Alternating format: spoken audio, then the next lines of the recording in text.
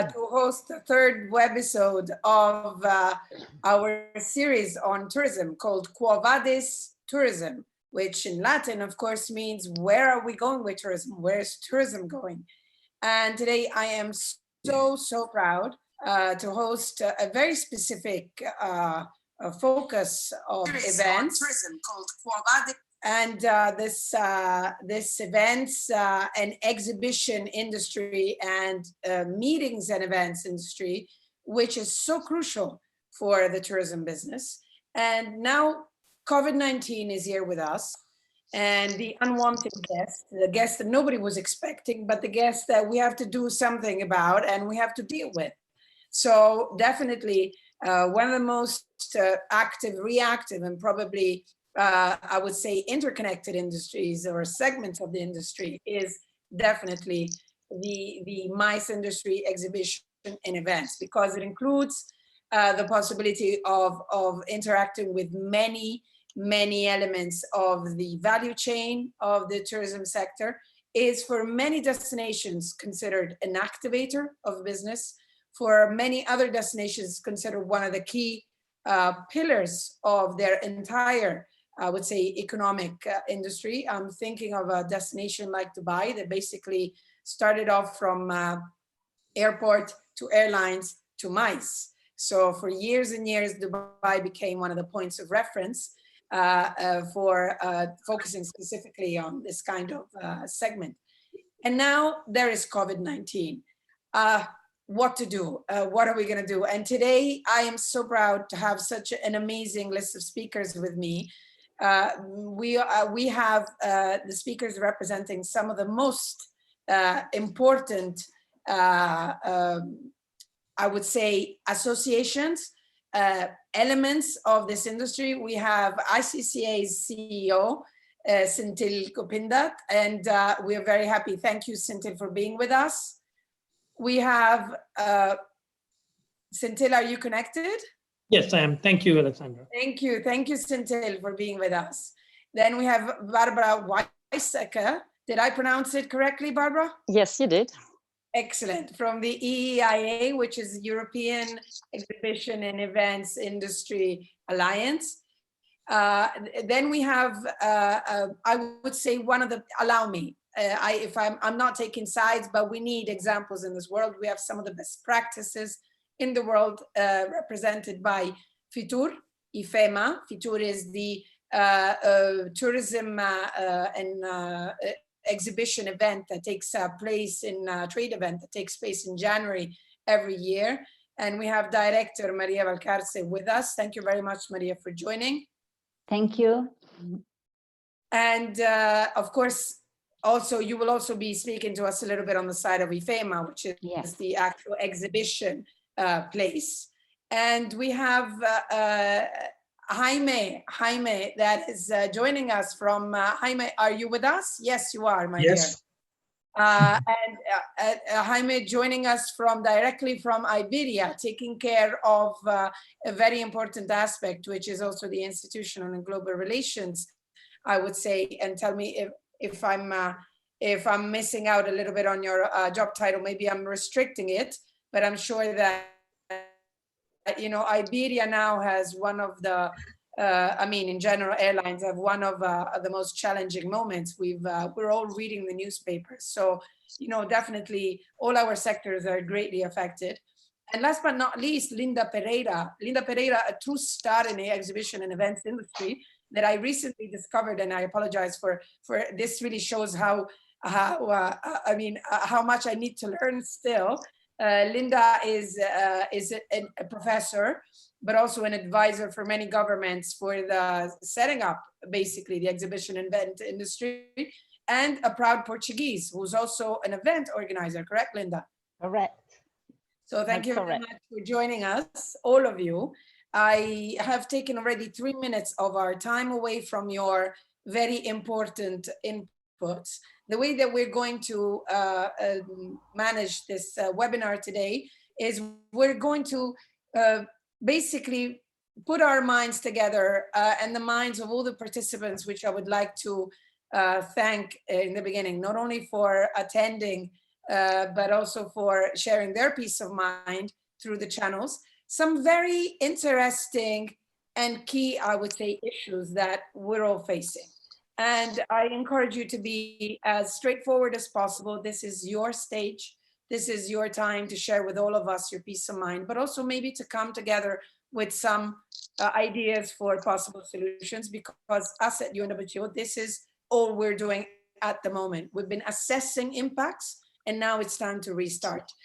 So for all of you that didn't see me yet, and I'm talking especially to our YouTube viewers, I am Alessandra Priante, and I'm the Regional Director for Europe in UNWTO, that is the United Nations World Tourism Organization, specialized agency for world tourism and for the promotion of responsible, sustainable, and universally accessible tourism.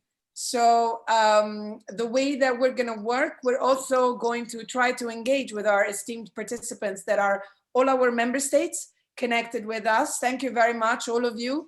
I really encourage you to be an active part of this webinar. Please feel free to ask questions at any time.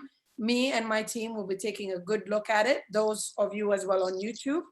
And any questions that we feel that would put an added value to the discussion, we will definitely share it with all of you. Once again, thank you for attending. We're really overwhelmed that in all these episodes, we have so many people participating from all over the world, not only from Europe, which means that all our thematics are definitely something that we all want to hear about.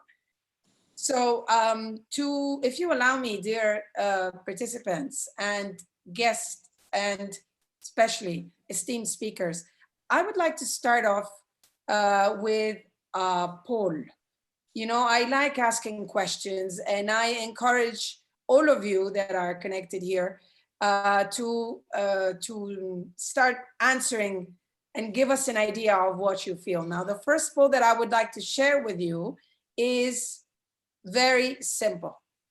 The poll is, should all events and exhibition only happen virtually, online environment? Very simple, yes or no. This, I guess, is a little bit the question that we're all being confronted with. Look, we're all teleworking. We're all, you know, dressed up from home, putting some makeup and lipstick to look a little better. Talking about women, of course, Cynthia and Jaime. But you know, is this really the future? Also for trade shows that require a business contact, for events that require a direct feeling with the event in itself. You know, part of the greatest attractiveness of feelings and of all this is exactly that. So I'm seeing everybody responding very quickly. So I'll be closing down my poll very soon. So I encourage you all that haven't voted to vote. And I will take advantage also to say hello to two very, very special people that are listening to us at the moment. One of them is Mr. Zhu. Shansong Zhu is our,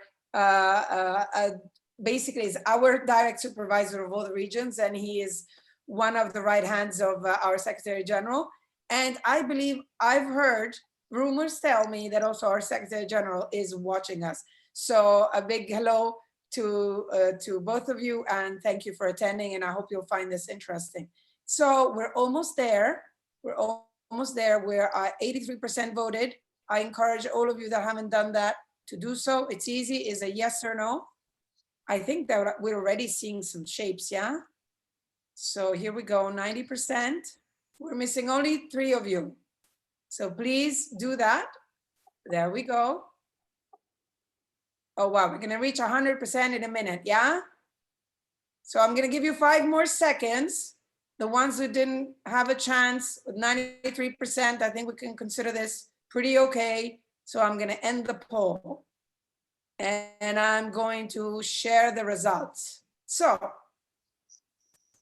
okay, that's good. So basically, people think, our member states think that the event should or will not only happen virtually online.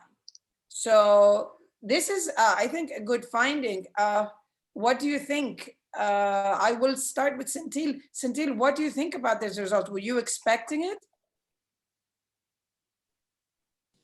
Absolutely, Alessandra, because as you rightly know, we are an industry all about coming together, and our economy is all about we all meet together, conduct our business on the floor, share knowledge at many sessions, many plenaries when we talk together.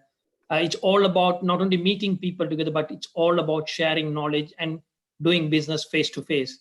So this is absolutely I expected as a result. I would say I was wondering what's the balance 25% all about, but I expected all 100% to say, yes, I understand few the difficulties we are facing at the moment, but future of our industry or the sustainability of our industry is all about meeting face to face. So yeah, absolutely. I totally agree with the poll. But tell me, I mean, ICCA is an international group. I have a question for you. How many webinars did you attend or conferences did you attend until now? Oh, there's many, over 100 webinars so far, just to let you know, because we have members in over 100 countries, 1,200 corporate members worldwide. The members are convention centers, the convention bureaus, event organizers like Linda. These are the drivers of economies in many, many parts of the world. So constantly we have developed these webinars, we call it the virtual platforms. We want to engage with our members on a constant basis. Our messaging is primarily communicate and collaborate. Yes, we are in a very different scenario. We are in uncharted waters, but that doesn't stop us to bring our communities together. So constantly we have been engaging with so many webinars. As I speak to you now, I think even today we have two, tomorrow there are 2, 3 webinars happening. So it's an ongoing process. It's all about how do we engage our communities. That's what we are trying to achieve.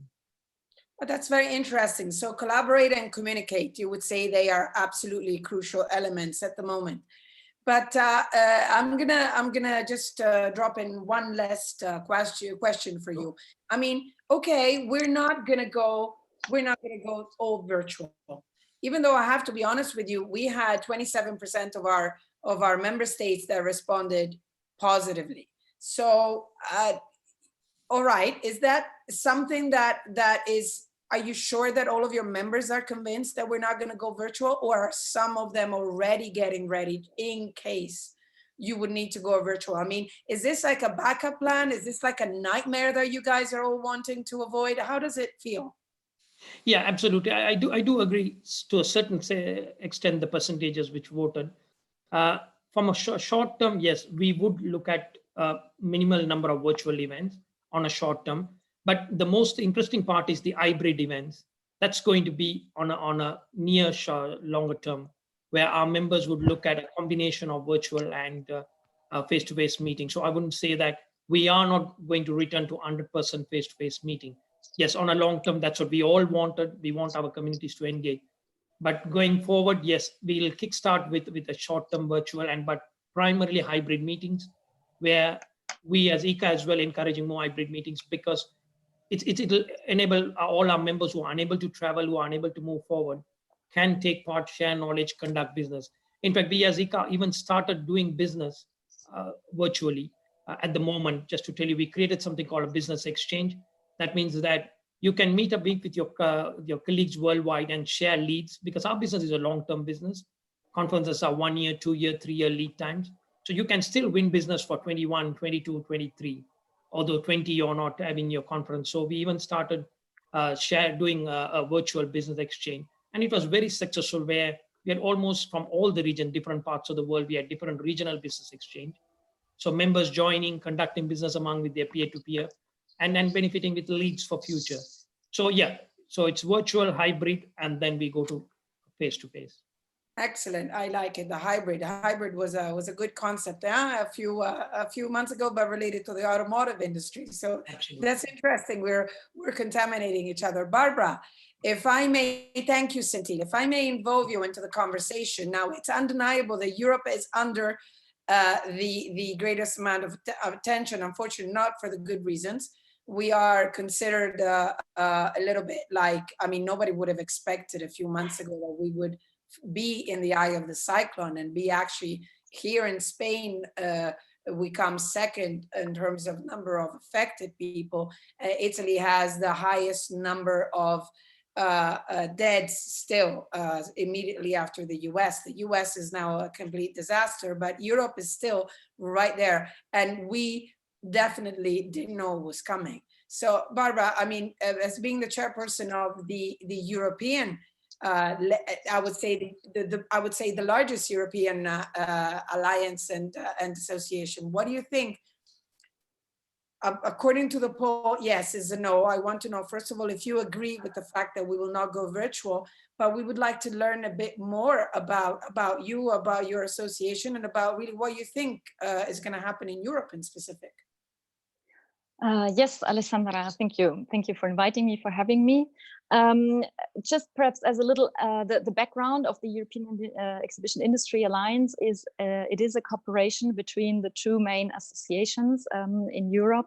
It's UFI is the Global Association of the Exhibition Industry, and it has all the European members. They have a European chapter. And then there is EMECA, is the European Major Exhibition Centers Associations, who are all also members of UFI, and we joined our forces for the advocacy work that we do in Brussels. Therefore, well, you asked me to be here as the spokesperson for Europe in general. So we unite virtually all the players of the European exhibition industry. I'd like to, well, for the online, I'll come back to that, but of course, we don't believe it will only be online in the future. However, we think that exhibitions will change to a certain extent and for different reasons. And if I may have my slides, I would like to explain a little bit why Europe is so much affected. If I could have my slides, I could tell you in the very first place. If you put that in presentation mode would be great.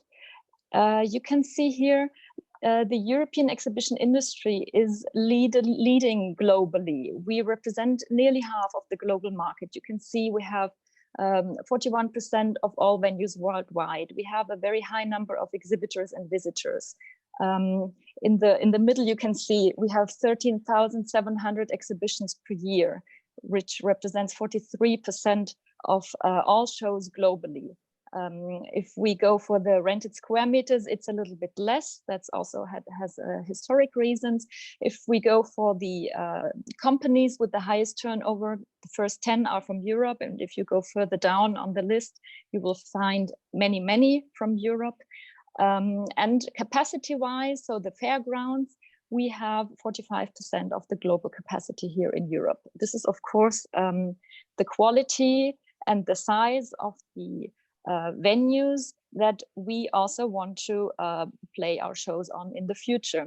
It's not that we just build halls like it happens in other parts of the world in Europe. All these spaces grew historically with the industries we serve. With the single market of Europe and growing globalization, the shows grew, and also then the venues grew. So it is really something that grew together, and the industry grew with the industries that we serve. You can compare the numbers to the other regions in the world. We are the leaders in that. And this is why we also have so much to lose in that crisis. A second element that I would like to mention is on the next slide, please. That is the impact that we generate on the region. And there is where the travel and the tourism sectors come in. So we generate a very high socioeconomic impact in the cities. You can imagine, with all the hotels, the airlines, the travel, the taxis, the restaurants, everything that is linked to travel, tourism, and hospitality, but also further on by the investments, for example, done by the venues. You can see the two numbers. The first is the exhibitions only per event. And if you include the effects that the venues, the big venues, you've seen the big capacity that we have here in Europe, it plays a bigger role. And the effect is even bigger if we include all the activity that the venues generate and the effects they generate on the local and national economy. What is very interesting, and this is why we are also in this moment very vulnerable. We have the main leading events in the world in each sector here in Europe. Nearly 100% are here in Europe. And as you can see, the impact differs a lot from the national or the international, both on the exhibitor side and on the visitor side. It's even more striking on the visitor side, the effect they generate. Of course, they come here, they live, they're not package tourists. They go to the more important or more expensive hotels. They eat in the more expensive restaurants. They spend a lot of more money than an average tourist, and of course, then the national visitors. Of course, this has also an effect on jobs. So you can see that the European exhibitions only support 824,000 jobs. And if you include again the venues activity, there are more than 1.2 million jobs. So all this at the moment is at stake. If we go to the next slide, please, we could see just very briefly for you the damage that has been caused so far by the crisis. So you all know that exhibitions in well, part of Q1 and totally of Q2 and already until the end of August in nearly all countries in Europe have been cancelled. That is now already more than 3,300 exhibitions, under which are many of the large #1 leading event of the world. And it means not only losses for us, it also means losses for the exhibiting companies, because they are not making deals. They have losses for their sales. And then if we go back to the impact, you can see the economic losses on the communities are super high. And of course, jobs are also in danger. So what we want to say in short is that we want to play a vital role for the economic recovery by providing our platforms. They are fast track back to the market, but we need a few conditions to be fulfilled. And this is why we're doing advocacy. You can see on the right side, for example, the latest position paper that we addressed to the European Commission and the European Council. And you can see on the right side that we have united, this is about cooperation and coordination, united all the important European players in our industry, also the providers, also the stand builders, for example, all the smaller and medium-sized enterprises that make up the ecosystem of our industry, to speak with one voice and to demand a clear perspective and a clear timeline. This is what we need right now. What we also do is we work proactively on health and safety, because of course this is the condition to open again. But we are convinced that we can have very safe events because we have adaptable spaces, we have a lot of space, we can guide people, it's business to business, it's not mass events. We want to be different from beer festivals. We are, not only want to be, we are definitely. We have B2B clients who are there for making business and who can be guided in an easy way, who are there to stick to rules and be able to make their business, because this is the main idea, to exchange knowledge and to make business.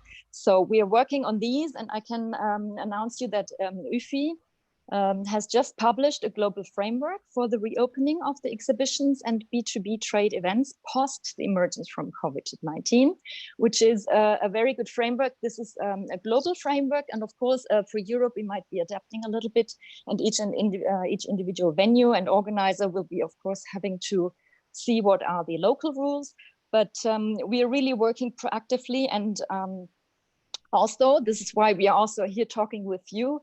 We believe that we need to align the opening and also the conditions together with the tourism and the travel industry. So if travel restrictions can be lifted, then the latest also exhibitions should be able to open again. So this is very important. But then, I mean, going back to where we stand at the moment, the economic challenge is particularly hard in Europe. We were affected, as I told you, as we have most of the large leading events. And of course, time now for support is crucial, because we need massive support for the whole ecosystem. The SMEs may not be able to really survive until, if we can open only later, let's say after the summer, they might be able to still be there. But if in case there is a second wave or any other delay, we will have massive problems and big losses in companies and also in jobs in our industry here in Europe particularly. We are ready to start again. We need to adapt, we know that, and we will change, and we have to invest. And this is only necessary if we get massive economic support and not only for us as players in the exhibition industry, but then also for our clients, because they are also in a very difficult situation. Many of the industries we serve, most have huge challenges too. Some we know are benefiting from the crisis, like medical or pharmaceutical industries. But we're sure that exhibitions, at least in the short future, will have a different character, depending on the travel restrictions and also on the number of attendees that we can get. This is why we also need support for our exhibitors and visitors to come back, such as support for exhibiting, perhaps innovation programs, etc. Then we also need buyers programs to make them come back. We want to make them feel confident. This is why we're working on health and safety, and we don't believe it will be any problem. We need to communicate that rightly, but then the economic challenge is still the main element that we see for the moment.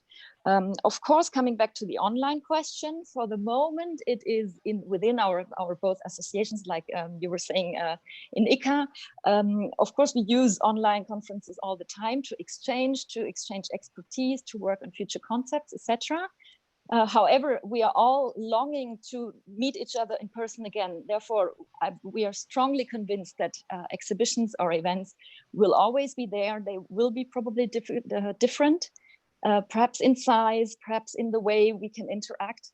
But and we see digital or online as an addition, as a complementary element that can also enrich perhaps the physical exhibitions by adding value, for example, with good matchmaking tools or with other let's say, tools that are based on data, which we are not using to the extent we could use it in the future. Okay. So the major challenges like digitization and sustainability will also, of course, be embraced in this change period for our industry and also for our clients. And we just see each other as ourselves as part of the solution, not really of the problem, while stressing that we need, from the national governments and also from the EU, we need massive support to be able, at the point when we can, as soon as possible, to play our role and to offer our marketplaces again. So these are the main messages for the moment. If there are further questions, of course, I'm happy to answer. Thank you, Barbara. No, don't think it's going to be finished here. Huh? Don't think it's all over, that you're done with your presentation. You gave us your very important message. You just shocked us. You brought like incredible figures to the table. And if that is only for Europe, definitely there's nothing to be very, very happy about. But thank you, because that's what we need probably. We need to understand how things are going, how things are being handled. So I would now like to get onto the, let's say, the operational part, because you mentioned that the exhibition and events industry basically, and we said it also in the beginning, has a lot of actors in the value chain. And so we are very proud to have with us one of the highlights, I would say, of the trade show that happens in Spain, which is Fitur, in Madrid. And we have Director Maria Valcarce with us. And we would like Maria to give us an idea of what's going on. I mean, Fitur happened in January, I would say, thank God. We were all there. So we didn't feel it yet coming this much. But I mean, we need to have an idea also from the event side. And we all know that, like many other exhibition, is Maria with us, by the way? Yes, I'm there. Yes. Great. Here I am. Like many other exhibition venues, the biggest ones, they have been devoted to hospitals during COVID-19. In fact, Barbara, you were mentioning that other sectors are flourishing. I would say, unfortunately, because when you have the medical and sanitary sectors flourishing, it means we're not in a good state. So thank God, at least we have these industries that are supposed to be supporting us with tests and later on with vaccines. And, you know, I think we should, at the moment, we should definitely cherish those sectors. I'm a little bit more worried about the e-commerce platforms, which are very much benefiting, but I think it's that's part of the game. Maria, so IFEMA is still a hospital at the moment? No, we've closed it. I was, I Doing it. prepared a little presentation about the company to show us, to show you who we are and what we've done during this crisis, the health crisis, and what are our plans for the future. So if you let me see my first slide, I start talking a bit about who is IFEMA. We are a company owned by the regional government of Madrid, by Madrid City Council, and by Madrid Chamber of Commerce. These three owners have each 31% of our property, and then the additional 7% belongs to a foundation of a bank. IFEMA, my company, is the owner of Madrid Exhibition Center, as you know, and we have a big exhibition center with 240,000 square meters, with 12 halls, 3 auditoriums, more than 100 rooms for exhibitions and for conferences and meetings. And we have 2 lines of business. We organize first, Fitur and many others, and also we rent our facilities to host and a lot of many others events organized by other companies. We host and give support to a lot of various events like congresses, also exhibitions organized by others, but concerts, circus, sport competitions, a lot of different meetings and events. This slide gives you figures of our last published company report corresponding to 2018. And as you see, well, as a major MICE tourism player, IFEMA impact in the economy of Madrid is very relevant. Also, the impact that we have in the media is very important. So, well, this takes us to our second slide, please.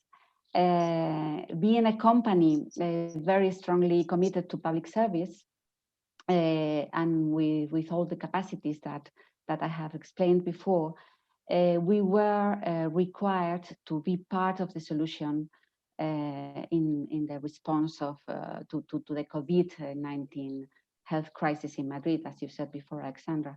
So one Friday, the 20th of March, we received a call indicating that we had to build a field hospital, to build it from scratch at IFEMA fairgrounds. And well, there's a lot of people that contributed to this big task. It was, of course, IFEMA staff, but also a lot of supplying companies, also one unit of the Spanish Army, the emergency unit of the Spanish Army, and a lot of volunteers. And the thing is that on Sunday, at the end of the day, IFEMA Hospital was already giving attention to more than 1,000 patients. And on Wednesday, we had a unit for intensive care ready, and with all the connections for oxygen and all the installations that these special units need. So finally, IFEMA Hospital housed 1,500 beds, and 1,000 of them were for intensive care. The good news is that, as I told before, now the hospital is closed. It closed on May the 1st. And we are now facing our next challenge. And our next challenge is bringing back exhibitions and congresses to our exhibition center. We have the plan of starting in September, and the objective of celebrating 60 fairs during the last 4 months of the present year. So, well, please, next slide to show our new normal. No, the IFEMA new normal, as we call it, starts in September, and the first event that we are going to celebrate is a medical congress. You have there in the slide, the name of the meeting is a meeting of the European Society for Blood and the Marrow Transplant. And after that, a program of several different fairs reaching the number of 60. This is our plan today, and to make it possible, we are working on a very strict safety protocol that we will publish as soon as it has been approved. I cannot give all details now about this protocol, but I can enunciate some measures that we are considering, and they are there in the slide. Is sanitization of facilities, of course, digital temperature control, safety distance surveillance, etc. The new normal of IFEMA also contemplates some adaptation on the formats of fair, as it has also been commented before by Sentil and by you, Alessandra, the famous hybridation of our events. We are going to move towards a hybrid model that complements the face-to-face show with more online contents and events. We feel this is especially appropriate for the international reach of our fairs and for the first moments of the post-COVID crisis. Because we feel that it is international attendance that will be more affected far more than the domestic one. Well, slide 4, please. Okay. So, well, this is the way we see the role of IFEMA in this post-COVID scenario. We feel that we have a role, and we take on the challenge of holding face-to-face fairs again. We feel this is our role and this is our challenge because we are very much convinced that business needs face-to-face encounters. So this would be my answer to your first question, Alessandra, about the online events. We feel that we need face-to-face encounters. We feel that economy needs tourism to drive recovery. And we are convinced that MICE tourism is probably the most effective segment of tourism in this role. We see our mission both as an important MICE tourism player that we are, but also as a fair organizer, since we know our exhibitions are capable to help revitalize trade in each of the sectors that we have a fair, that we work. Of course, we know that we need to adapt to our client needs and offer formats that can overcome present difficulties. And we will both adapt to face events with safety requirements, and to develop online complements to the physical fair. So that's our commitment, and that's our challenge and our plan. Well, Maria, I mean, indeed. So definitely you are not, this is very clear to me. You're not even foreseeing for 1 minute the possibility of turning just virtual, even though some of the questions that are already coming in are actually saying, why don't you start thinking at more, you know, technologically advanced solutions in case we would need to go either totally virtually or hybrid, as Sentil was saying in the beginning.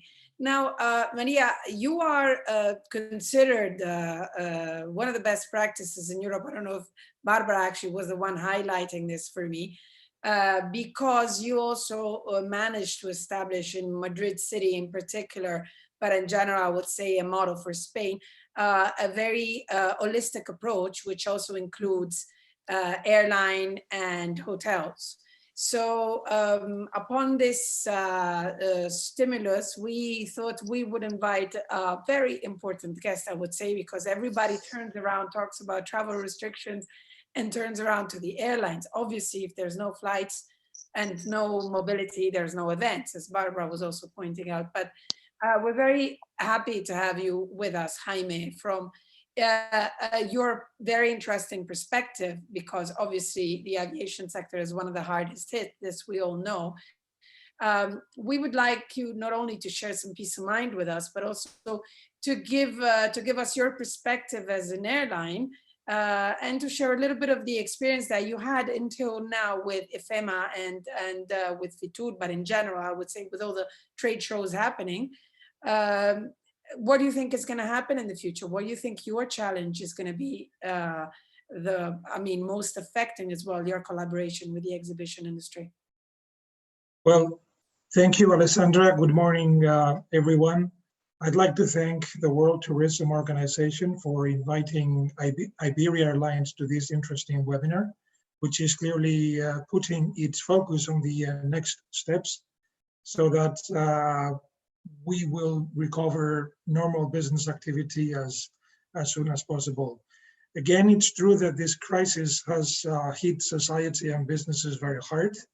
But I also think that the time has come for many countries, including the EU, to start taking measures to push the recovery of tourism with determination. Well, aviation clearly contributes to the organization of exhibitions and events, especially in Spain, where 80% of international visitors arrive in the country by plane. In fact, many analysts predict that business travel will be leading the recovery from this crisis, starting the new normal, as Maria was mentioning before. And as Barbara was also mentioning, to cope with this serious impact that the COVID has had on aviation, we airlines are mainly asking governments for two things. First, a financial relief plan, and second, a safe and coordinated restarting plan. A financial relief plan is necessary because even well-established and profitable airlines, like Iberia, if I might say, have only enough liquidity to stand several months without flying. Just to give you an idea, in the case of European airlines, almost 95% of their aircraft are currently grounded. That's why, as a sector, we are asking for state guaranteed loans, for example, extension of temporary redundancy schemes beyond the state of emergency, and suspension of payments and taxes and airport charges. But at the same time, it is vital for the sector to count on a safe and coordinated restarting plan. We need to restart an industry that has almost ceased completely to operate across borders, while ensuring that it is not a factor contributing to the spread of Covid-19. So to meet this challenge, we will need to make significant changes throughout the air travel experience, especially at the departure airport. So we believe that governments will have to assume new responsibilities, assessing traveling health risks, as they did for security after September 11th. And at the same time, collaboration, and this is, I think, one of the greatest challenges, collaboration among governments is also going to be vital to implement internationally consistent and mutually accepted measures. Otherwise, this is not going to be possible. And most importantly, we believe that airports will need to create an sterile area through the screening of passengers so they can safely board the planes without worrying about social distancing on board. I think this is also quite important. Meanwhile, we airlines will have to introduce new procedures to maintain this safe environment also in the plane. And finally, we believe that passengers will have to take responsibility for assessing their own level of health risk before starting any journey. And In fact, in a few days, the EU will set the guidelines that will rule air travel in Europe during the next months of recovery. And we hope that the considerations I have mentioned are taken into account. And well, finally, a final thought is that until this scenario is achieved, hopefully in the very near future, Iberia is not sitting arms crossed and is contributing to mitigate the effect of this crisis as much as possible. We have operated more than 30 repatriation flights, bringing more than 8,000 citizens back to Spain from countries all around the world. And we have also established humanitarian air services with China to bring medical equipment desperately needed by hospitals in Spain. So finally, in order to answer your question, yes, virtual exhibitions from the airline's perspective, which of course is directly connected to these trade to exhibitions and events. Yes, not at all. Human beings, we are a social species. We rely on cooperation to progress. And I think that face-to-face interaction has been and will be irreplaceable, in my opinion.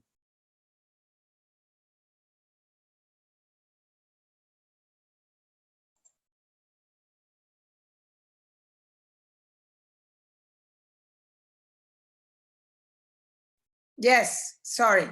It's nice, yeah. This is why virtual events always have an issue, because something happens. So no, I was saying, Sentil, thank you very much, Jaime. These words keep on coming back, yeah. Collaboration, communication, coordination, and these are also words that we use a lot in the UNWTO. And thank you, Barbara, for joining us again. Everybody was worried we weren't seeing you on video. We need to have your beauty with us. So I think we laid off. I don't know, Linda, how you're feeling, but it does look like a pretty stressful situation, right? Like there's a lot at stake. There's a lot of things that have been. So I think we need a little bit of positivity, Linda. So can you share some peace of mind with us? I've been dying to come on. I've been dying to come on, because being the last has certain advantages. Look, I have a completely different perspective. I'm an optimist, but with my feet on the ground, based on reality, okay? I have probably, out of everyone, I probably am the person who's been longest in the industry, over 30 years, and always in this industry. So you can imagine what we've seen over the years.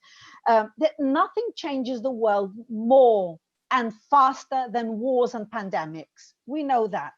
It pushes us to change. We have no option. Humans have no option. For 15 years, I have heard this. Technology will completely destroy face-to-face meetings. Technology will completely end face-to-face meetings. I have attended thousands of seminars, thousands of congresses that keep telling me that. It will not happen, ever, ever, because I believe that our industry is people for people. And it has been said for centuries that, yes, you can see something online. Yes, you can connect online. Yes, you can start a deal online. Nobody hands you a major check online. They have to shake your hand, look you in the eye, sign a contract, talk to you, get to know you, trust you. And what we do is trust. We create trust when we work face to face, when we are live. We create trust. And our industry is actually the accelerator of successful countries. If you look at Singapore, what would it be without trade, without exhibitions, without meetings? It is the best world example of how our industry can actually turn a small state with practically nothing into a major economic world hub. It's our industry. Okay, that's not debatable. The facts are there and everything is there. I have also heard since technology started that every show, be it Fitur, be it IMEX, be it whatever, that of course we're going to go all tech and hybrid events. And nothing happened over 15 years. It has not happened, even though technology is brilliant. Technology is fantastic. It's my best friend. I love technology, but it has not happened. It hasn't happened, and it's not going to happen. What we will change is perhaps our style of working. Thank God that we have webinars and Zooms and whatever, because I go to so many meetings that could have been an email that you would not believe. Okay, I'm sure you all do as well. We have now learned that we can substitute these things. I don't have to get in my car and drive 600 kilometers for a 1-hour meeting that I could have done online. And I don't have to have quick board meetings or quick decisions in a room, boring and okay. We can do all those things. We cannot do congresses. We cannot advance science. We cannot advance a trade. We cannot advance anything without live face-to-face meetings. So I have no fear about this. My fear is something else. Okay, it's overcoming this transition, because I think that we humans are a little bit like rabbits. We're going to be scared. Even when you open the door, we're going to think twice about coming out, because we have had injected into our brain for 2 months, 24 hours a day, 7 days a week, be afraid, be afraid, be afraid. And that's what we are. We are literally afraid, because everything that I'm afraid of a second wave. I think we should all be smart. I'm so proud of Portugal, that people are compliant, that the moment the government said, go home, everybody went home. The moment the government said, put on your masks, everybody put on their masks. The moment the government said, do not go out even for a walk with your kids, nobody went out even for a walk with their kids. And it was brilliant. And it has been, I am so proud, because it has been such a great example. And we started opening up yesterday with all the shops. I was the first one at the hairdresser yesterday. 8 o'clock, I was at the hairdresser, and it's amazing what my hairdresser, which is a local hairdresser, a sole trader, a lady who does everything herself, what she had done. The whole thing was laid out, the brilliance of the doorway, how she has everything set out, the way you walk in, you sterilize yourself, you put on all disposable stuff, and then you walk over to the chair, and again, she sterilizes everything. It's amazing. And these are sole traders. If they can do it, we can do it. Okay, let's just be honest. Okay, if Marlene, my hairdresser, can do it, we can all do it. There are solutions. We've seen it in lots of places. About Jaime was saying about creating sterile areas, about pulverizing the air when you're in the plane. All these things, we can do it. I'm sure Maria has already got all the regulations in place about the distancing and the layout of the chairs and the 2 rows between people and sitting people. Okay, we can't do 6,000 people events now. We can't do 5,000, but we can do 350 and we can do 500. And if we get travel in place and we can do other events. We're back to business. I'm starting to work. I'm back to business. I'm talking to my clients. I'm advising my associations.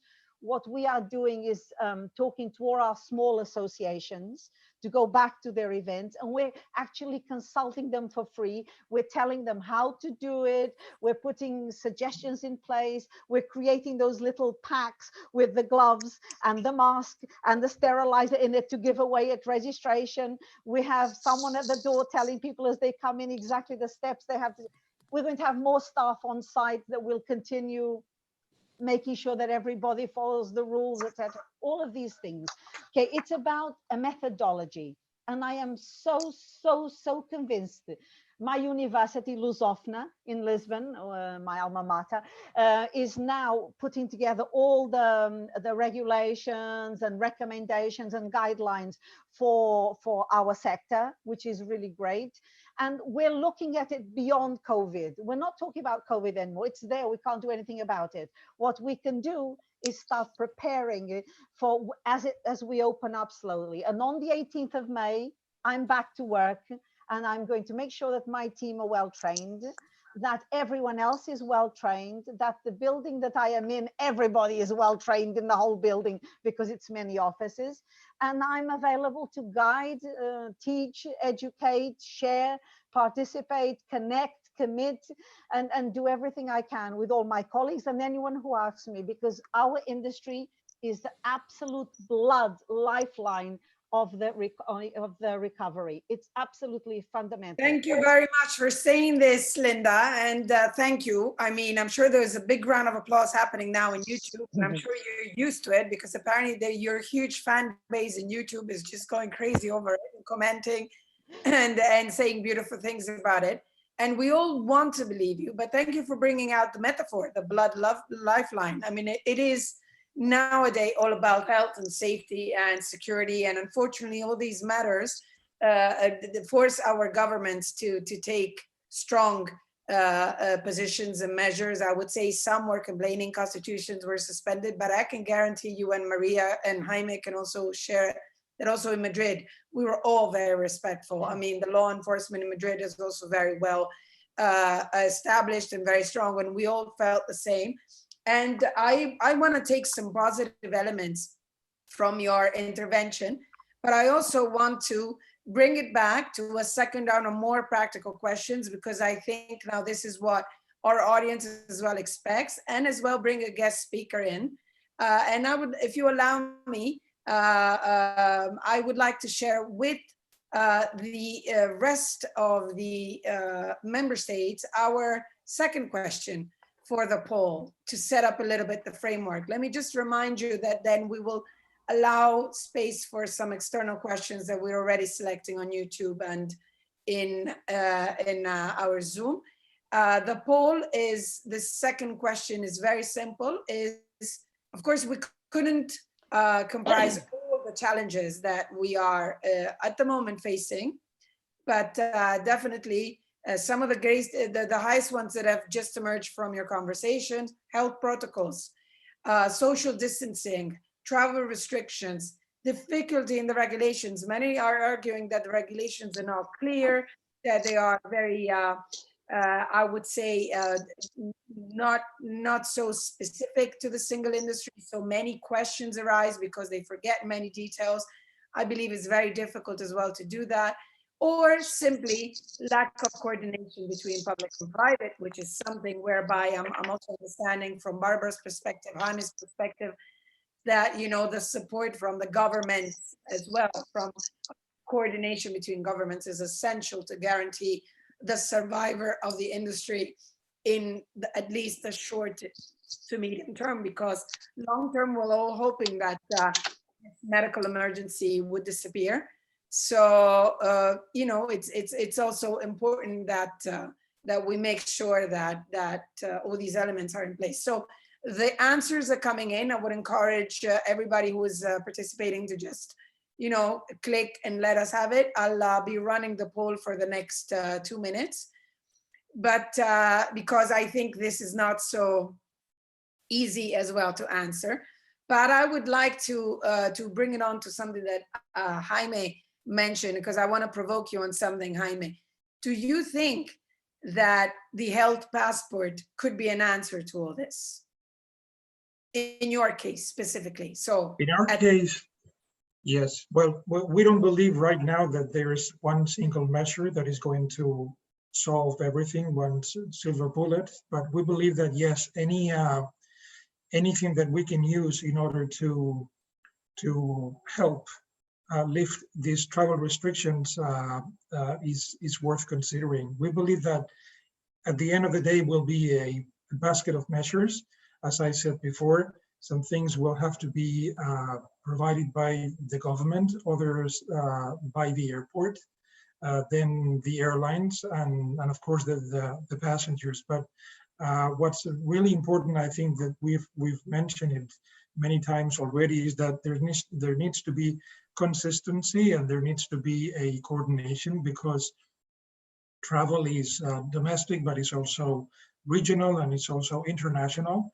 And without this coordination, it doesn't matter if Portugal is doing things right, because someone flying from Portugal to another country is going to find that the other country is not keeping up the pace with the rest. So yes, I believe that any instrument is valid, that they of course will have to be based on scientific evidence, and also that they will have to be reviewed, because we don't want to get stuck with measures that maybe in the first phase were efficient and necessary, but then afterwards they're just a burden and they don't serve the purpose they originally had.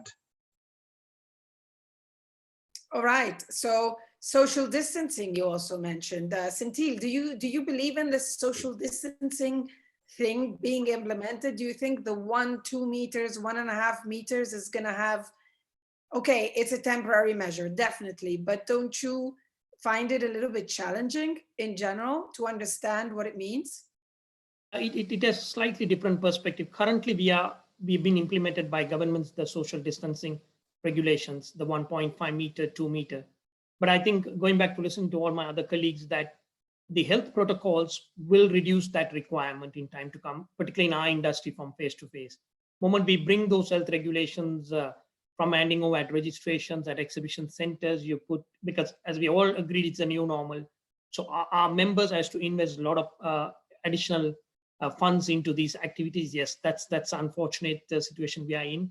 So once they put all these measures by investing more money into it, the social distancing will, in my opinion, will evade eventually, because then you're taking such health protocols strongly.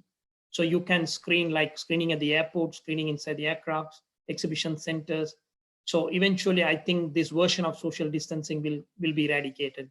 And then I'm very positive, like Linda said, our industry has to come back. So we can't have social distancing for way too long, because our industry is all about face-to-face meetings. So yeah, so that's will eventually, not on a very near future, but of course, eventually, step by step, it'll be moving away. All right, thank you. Thank you so much, Senthil. Now, I would like to, before I proceed, at the moment, I would like to end this poll now and share the results. As you can imagine, the majority of our attendees responded that travel restriction is definitely the main challenge, obviously, but definitely when bans are lifted and when we all know how to travel, it will be definitely a relief. But as Jaime was pointing out, a coordination between countries is definitely recommended, because then the traveling point to point will be a little bit easier, especially because that presumes a little bit of data sharing between the different destinations. And besides the fact, Linda, that we all, at the end of every conference where there is a Portuguese, at the moment, we all want to become Portuguese and move to Portugal. I believe you will not be able to keep social distancing at that point, because we'll be too many coming to Portugal. So I think we better keep it as it is at the moment.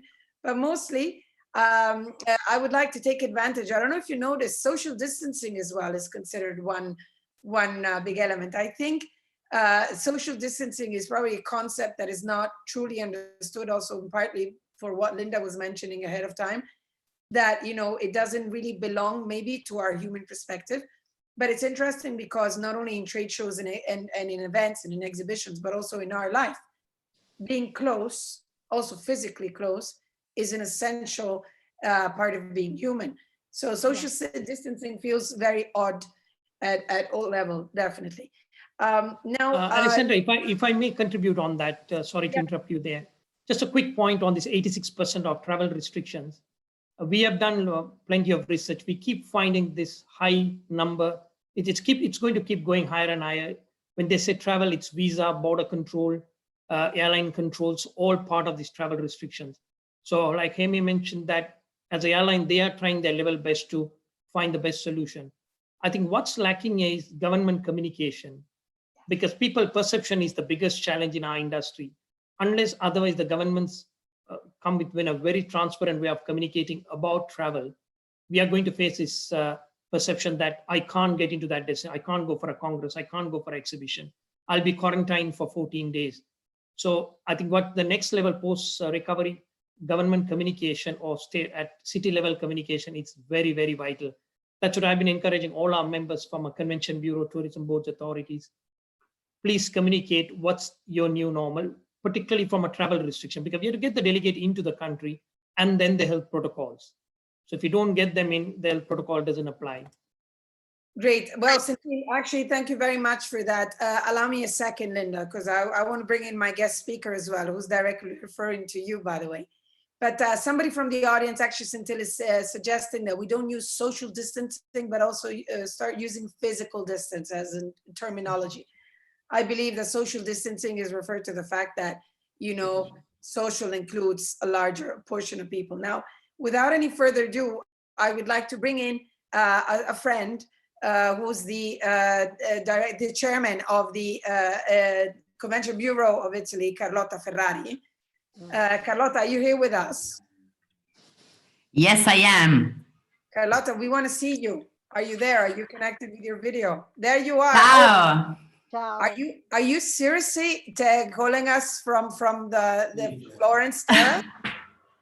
No, no, definitely not. This is just a Zoom screen. So I'm at home. It would have been amazing. But thank you very much for joining us by surprise. Carlotta, let me challenge you a second. So Linda basically brought everything to a beautiful perspective. Would you agree with what we've been talking so far? What are the main challenges, for example, in Italy that we know is third after Spain, but for a long time has been leading also to emergency? So of course, I totally agree with Linda and with her optimism.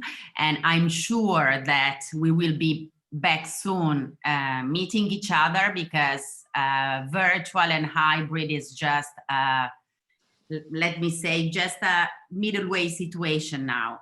I also agree with Senthil, because now travel restrictions are definitely our main problem, because of course in our countries we are all working on the new model of meetings and the new health protocols and the social distancing inside meeting rooms, but the main issue is about travel restrictions and quarantine. So it's really important that we start to communicate at a European and international level about this. Otherwise, it's a real problem. Yesterday, our airport in Florence opened again. And so this is a very good news for us. But of course, what we really need now are dates and specific rules. Otherwise, it's very difficult. We are all working very hard from the industry side, writing protocols and changing our sales models and cooperating with each other, focusing on the local markets and everything. But we need dates and rules, not only from our country, but from the European countries and international, because we need to be really coordinated if we want to start again soon. Well, coordination. Here we go. Yes. Seems to be the key word at the moment. Thank you very much, Carlotta, for sharing peace of mind. We need some it's very important that we understand, and we've been saying this at UNWTO very much, that we understand that if countries do not really sit down together among each other, not just with their own private sector, and try to establish a common protocol, or at least a baseline of elements to be shared, it will be difficult in the long term, because each one has a tendency to think very naturally of their own domestic markets, of the needs of what they're facing. But this is why I feel very honored and humbled to have the biggest exhibition and events associations here, not only SCCA, but also EEIA, because definitely I think our job is to support your job as well, to make sure that governments do respond to that call for coordination. So we have, Barbara, I want to pick your mind on something, a very interesting question from the audience regarding the Olympics. I think now it's about time we start kicking the audience in. And obviously I wanted to ask you, but I'm going to refrain from doing it, because otherwise we're gonna touch into hot floor, which is the solution, because definitely there's not one solution, but we're laying down the principles and the foundations to build one. From the audience, someone is asking about the big events, the mega events like the Olympics. And so the question is, if the Olympics have been postponed for next year, still keeping the same logo, by the way, so it still will be Tokyo Olympics 2020 to be held in 2021. They're saying, is this a good move? Are we sure that postponing is the answer to actually making sure events still happen in a certain way? So Barbara, would you like to kickstart this round of answers? We have to, I think, unmute you. I think you're muted at the moment. Can you hear me? Yes. No, okay, perfect. Now it's better. I'd like to start with this specific question first, because this is one of the elements we were highlighting also with our, when we talked to the European Commission or the national associations with the national governments. It's about the character of the event. And we were highlighting a lot the business character of exhibitions, where people come to make business and not necessarily need to touch or even play sports where you have physical contact with other people. Therefore, when you talk about the Olympics, big sport games, or let's say more the festivals or entertainment events, I'm not so positive for the moment to have them reopen very quickly. And I believe we can only count on going really back to what we had when there is a vaccine or when there is medicine or when everyone is become immune, whatever, hoping that no new virus will emerge. So these events, sports, festivals, music, concerts, all these events, I think the way they were, even physical experiences, be it with the Olympics, because the sports are like that, but also from the public side, this will take much longer to resume in a way that can be called responsible. And therefore, I believe for the Olympics, the postponement was the only solution for this year. While, of course, with the bigger venues or convention centers or Congress palaces where you can play with the layout and you have a public that is there for a different purpose, I believe we can start earlier. And therefore, the definition of each category of event and the public, not only in the numbers, but let's say the definition of the public plays a big role. Yes, unfortunately, these big events have to be postponed because the experience, the character of that event cannot be replicated online at all. So there is no alternative really. Of course, you can show empty stadiums and just have the TV transmission, but we all know it's not the same. So I think it's also an economic decision. I cannot really judge what it means and all the players that are enrolled and their risks. And so I would say it's a really different category. I can only speak for the exhibition industry more in detail. And I believe in order to use our potential also for the industries that we serve, who need a kickstart again too, we need to open up quickly. Referring to the travel that was just mentioned again, the travel restrictions, if they are lifted little by little earlier, also we know that, for example, in Europe, everyone is trying to save a little bit the holiday season for all the tourism.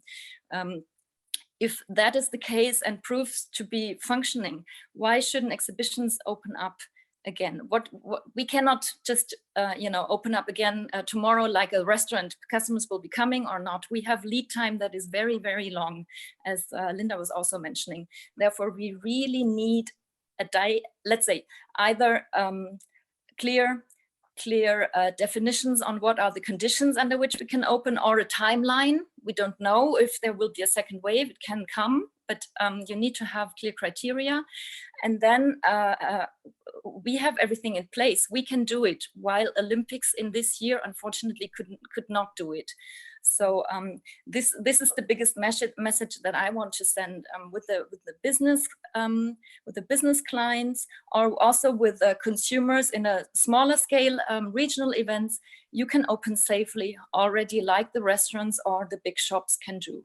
Imagine big Northern European furniture company, they can open already. So why shouldn't we open under good health and safety conditions? Well, sorry to mention, if you mention Northern and design, you know, I think of Salone del Mobile, but just, yes. No, I was mentioning, I wanted to say that if IKEA can open, I'm sure we can open too. Yeah.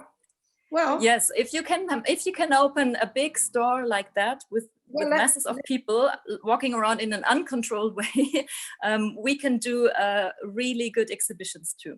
You know, Barbara, I have a lot of comments on this because I can say that Amazon has never stopped working and throughout all this COVID. And I don't resume, or I don't recall seeing pictures of the Amazon workers being completely, you know, physically distant. But these are things that I don't know. But, you know, I have a lot of questions myself if we get deep into this. You know, rules have been applying like all over the world, a little bit stricter in some places. But let's all have confidence that this was done for the best of us. Now, the rules need to be based on quality and not quantity criteria, according to our industry. So definitely, this is exactly what you're leading me exactly to my next question. Also, trying to summarize what's happening on YouTube as well in terms of the comments, because definitely, if we are restarting after a stop, we have a big chance that is to try to do things a little bit differently and try to maybe start implementing, which is what we are doing specifically in UNWTO. And whomever is asking on YouTube, if you go on our website, unwto.org, you will find all that we've done so far, the recommendations, for mitigation of the economic impact for recovery, the travel restriction plan, the measures, the forecast, it's all there at your disposal. And we're working constantly to update that. My question is, now I've heard, Birds told me, Maria, Linda, that events will happen this fall in Portugal and, for example, in IFEMA. So if this is the case, how did you manage with the travel restriction forecast? Because obviously, I mean, Carlotta very clearly mentioned that she has no specific date in place. Therefore, as Barbara highlighted once again, you know, it's not like resuming for a week a bar activity or a hairdresser activity is something that you need to plan accordingly with a timeline and involving a lot of actors in the sector. So how are you doing that? And if I can involve both Linda and Maria in answering me that. Okay, Maria, do you want to talk first on the events that you have planned? Well, in our case, we plan to celebrate, as I said before, 60 events from September to December. But the thing is that the participation on that events, we think that the international part will be more affected. But there are a lot of events in IFEMA that the domestic part of it is very, very important. And for example, we have important fairs that maybe it's around 10% the attendance from abroad, and 90% is domestic from Spain, or even considering the Iberian Peninsula from Spain and Portugal. So we think that our attendance, of course, will be affected in the international part of it. But this is not going to stop us. I mean, we have to restart and then make it gradually more international, depending on the evolution of all the present constraints for traveling. As Senthil will know, the strategy that was adopted by most of us in the industry, especially the organizers, was don't cancel, postpone. That was our first reaction. And that was helping and advising our clients and helping them manage through the concept of not having their event now in the first semester and then focusing on after September. I believe that we will, of course, I'm not saying that we're going to be back, perhaps not even 60%, but I believe that things will change by October. I think that it's impossible for the airlines to be grounded, and we know that we will find solutions. It's part of our human makeup that when we have a problem, we focus on a solution, and there will be a solution. I don't believe that every country will be back to having flights or whatever, but I think that some countries and some connections, a few, I believe, and especially within Europe, a lot of connections, even though it's a reduced number, but there will be connections. I truly believe this, that by end of summer, okay, we'll start having proper connections. So we focused on going back, not just me, but I'm giving our company as an example, but of course other companies, we're having the discussion openly in Portugal and Spain, because there is no barrier between Portugal and Spain. We look at ourselves as kind of one space. We don't have a border between us, and we belong to associations together, and we kind of have Iberian associations, so we're all talking to each other. Let's be honest, when I say Portugal, I'm talking about Spain too, obviously, and I have brilliant colleagues that advise me in Spain. And in fact, what we thought was, let's focus on October as for the national events, and sort of bringing them in slowly and getting into a rehearsal phase with our own nationals and with our own shows and with our own conferences and congresses from the medical field first, etc.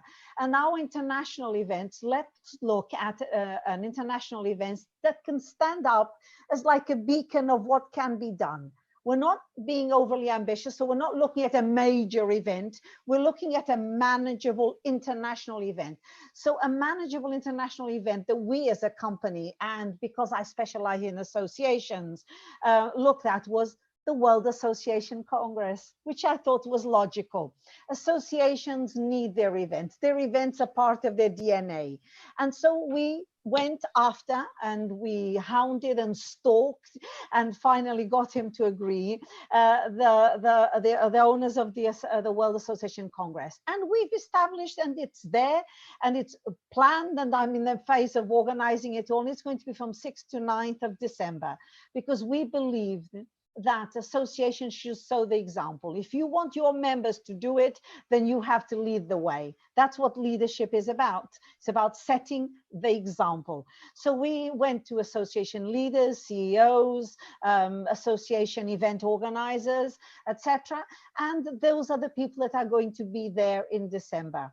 We're focusing on having a small, controllable exhibition area for CVBs. Okay, we're looking at convention bureaus that can start talking about their destinations, start talking about their offer, perhaps share the experience that they've had in the exhibition area. We're not looking at mass exhibition.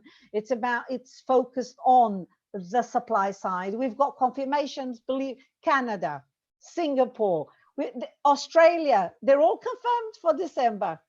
Yeah, but you see, Linda, this is fantastic to hear, great to hear, which means that if I understand correctly, you're basically throwing your heart over the obstacle, because at the moment, as far as I know, I don't know, Jaime has different information on this, but we don't know whether Schengen will be reopened for international travels. Now, when we're talking international travels, I'm sure it's going to be difficult. I don't know, Jaime agrees with me, to discriminate between leisure and business. I mean, whomever is on a plane is on a plane, is going to have a commercial relationship with flying. And so you cannot really enter into the motivation and saying, you're going to Portugal for leisure. No, you're not allowed, because the ecosystem behind the MICE industry is exactly the same. You need to have your entertainment in place. You need to have your hotels in place. You need to have the transport, public transport in place. So the entire, let's say, the activation of the system, as I said in the beginning, has to be holistic. And this is why probably, I mean, both Centile and Barbara are doing their best in trying to bring all the issues together. And so definitely we hope that this is going to be possible. As we said in the beginning, obviously, I think, Centile, you're completely right. We need a clearer communication. We need to communicate better and to have this coordination communicated at a more transparent level. So there's a very interesting question, again, coming from the audience. If I may have just a few minutes of your attention, slowly gathering into the wrapping up of this webinar, which I would continue for ages, and I'm sure the audience would too, but your precious time has already been given and granted to us for almost an hour and a half, so we're very grateful in advance. The very interesting question is the following. So basically, when let's say that travel restrictions are canceled.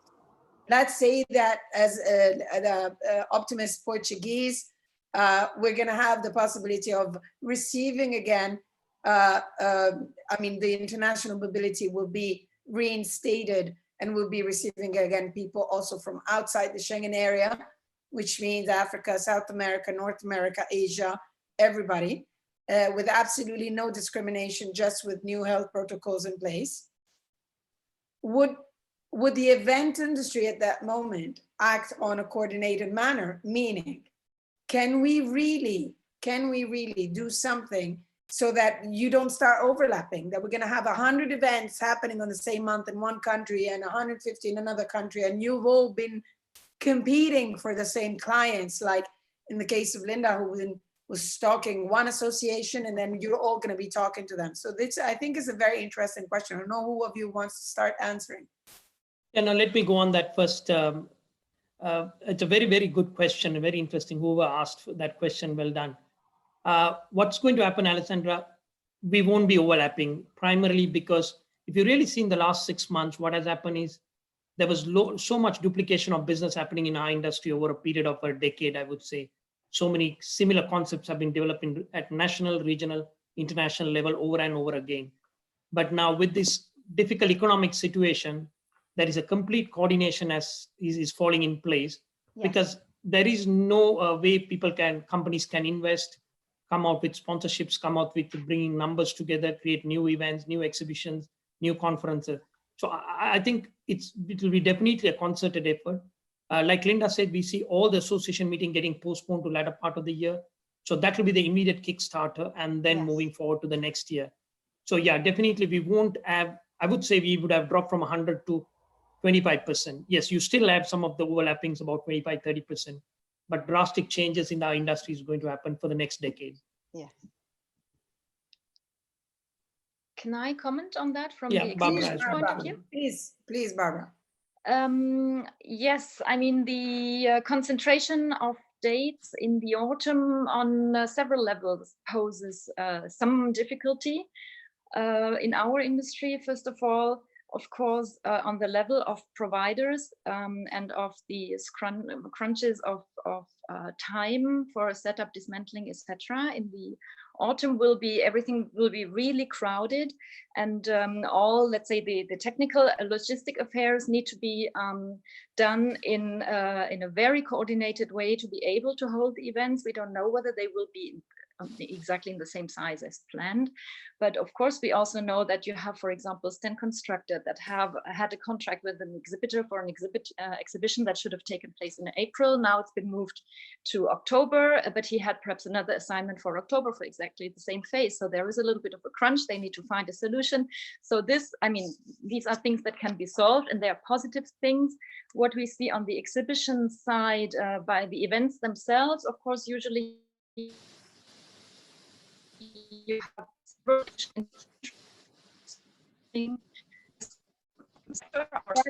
sector, I think, and then more national, more international, etc. Now, if it starts to close, it may, of course, pose a difficulty for the exhibitors who may even be themselves. If I may stop situation, they may have to choose to go to one of the other shows, would not it for the free.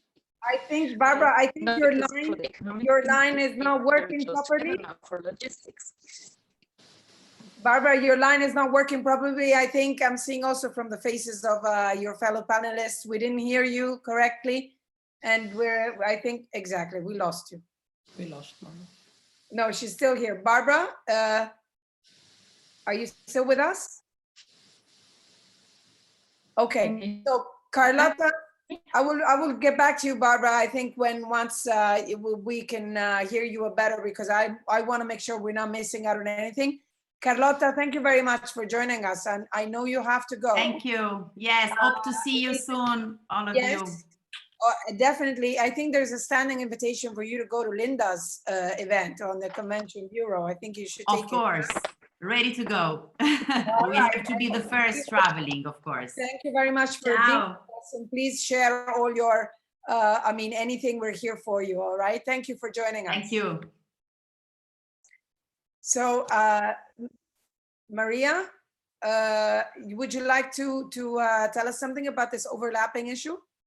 Well, I don't have a lot to add. What I mean, Senthil and Barbara explained it very well.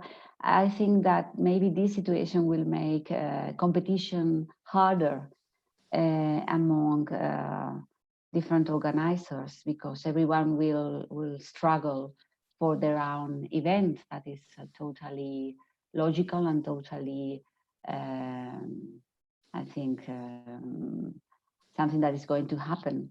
But nobody wants to cancel an event, and if we can postpone it and we can preserve the celebration, we are going to do it. So only that, I think that, as I said before, that it is going to be the events that have a big participation from the domestic part that will have a better starting point, because at least they will have the size guaranteed by the domestic participation. And then the international participation depends very much on how traveling develops. I mean, if it is possible or not to travel, and from which countries. And that, I think nowadays we still don't know. So we make a plan, and then we need to be flexible enough to Yes. go changing it and modifying it as the events tell us how things are going to happen. No, indeed, and plus when you organize events, there's such a large, let's say, like satellites. There's a large number of satellites connected. You have the seasonal workers, you have the people that you hire on the spot, you have, you know, all your investments in technology and artificial intelligence, all what Barbara was mentioning until now, the need for a proper planning, a timeline, and an action plan that encompasses so many figures. And usually, I mean, to me, to my experience, events and exhibitions and in general meetings are planned so much ahead, years and years ahead. And of course, we mentioned these sports events where you have to bid years in advance to make sure that you're guaranteeing, and then you're preparing and you're putting the funding in place. So definitely the stop now needs a little bit of forecast on when you can resume, so you can start replanning. I imagine that definitely 2020 is over, 2021 may be almost over, but you are now already thinking 10 years ahead. This is why I think, well, I can consider that we progressed a lot. We shared a lot of peace of mind, and I cannot thank you enough. Really. Can I launch a challenge to UNWTO? Oh my God, Linda, I'm not sure. I might have some communication. Oh no, it's a great challenge. Please go ahead. Please go ahead. I'm going to launch it to Dr. Zurav, whom I respect a lot and know well. I'm going to say that he has a great role to play at this time, a great role to play. If anyone can get the ministers for our sector to sit down around the table, even if it's via Zoom, and actually start developing some kind of conversation. Because one of the worst things I have seen out of this COVID is that as we in the world were working to go towards each other, this has made everyone turn inwards and stop talking to other people. And this is the worst thing we can do, is not to connect and not to share and not to develop united strategies for all, where the leaders then go back and help the ones who are lagging behind, because that is the only way we can achieve results for everybody. And for Africa, I'm so scared for Africa and for Latin America, etc. And these things are really important. And I think the UNWTO here has the major role. It is, you have no viruses. You are respected by all. And so this is a time to get everybody to sit down around the table and say, where do we go from here? together, united, with a united strategy and a united thought process, and not through paralysis. You know, at the moment it's paralysis through analysis. Okay, let's just move forward and talk about it. Please. Definitely. Thank you so much, Linda. I'm sure that our Secretary General is either listening now, or we will make sure that he hears your appeal. Rest assured that this is exactly what we're doing now. Before thanking all of you, I would like to mention another very important colleague of mine, without whom many of these things wouldn't have happened, because he does exactly this very difficult job, which is he is coordinating all us regions and making sure that our relations with the member states are at the top level. And this is my dear friend Becca Giacelli, that I'm sure is also watching. And if he's not watching, I'll get very angry with him that he wasn't giving us attention. And of course, allow me for this small space, because I didn't do it until now. This is our third webinar, 2 more to go, maybe even more, who knows, because we're becoming popular. I would like to thank my team. I would like to thank the UNWTO Academy, the communication department, and all my colleagues in all the other departments, because if there's an experience where, Linda, I would say I'm personally experiencing something that I've never experienced before. Unlike what you were saying, yes, we might be turning inwards when we're walking down the streets because there's the fear of the stranger. But when we are in close communities, work environment, or contaminated environment, like this one here, where I'm having the pleasure to talk to all of you, we feel much closer. And I think this is one of the good sides of these type of events, especially happening to a side of the world where we're not expecting it. So I think this is definitely lesson learned, because I really wish that this way that we have to communicate between ourselves and among ourselves is not going to stop the moment that we reopen the borders and we start traveling and we start going to the office or taking the metro. I do hope that we're still going to keep it down to the core and have no fear of talking. So thank you very much, everybody who attended, but mostly you, fantastic speakers. I consider this the beginning of a conversation, so we might be getting back to you from time to time. Thank you for allocating time to us. Thank you, Jaime. Thank you, Linda. Thank you, Maria. Thank you, Centil. And thank you, Barbara, for having been with us today. We really hope that we'll see you again in person very soon. I think this is very important. All right. Thank you so much. Thank you. Thank you very much. Well done. Thank you. Bye. And we count Bye. on you. Huh? We are ready. We count on you too. Thank you. Bye-bye, Thank you. guys. Bye-bye. Bye. Bye-bye.